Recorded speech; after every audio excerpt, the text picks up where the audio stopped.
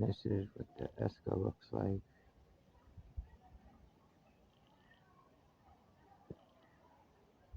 And I just walked like, I don't know, maybe 3/4 of a mile down that way, and the whole side's like a big hill, and there's a trail up the top.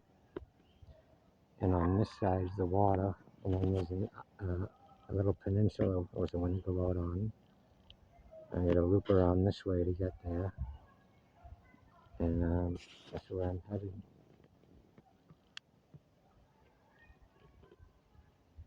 It's a very beautiful area.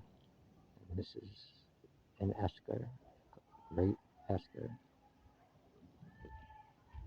and it runs for a couple miles down into North Weymouth.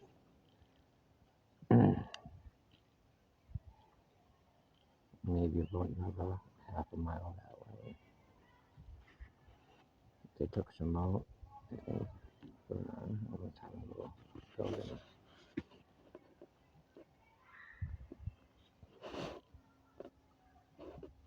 Thanks, guys.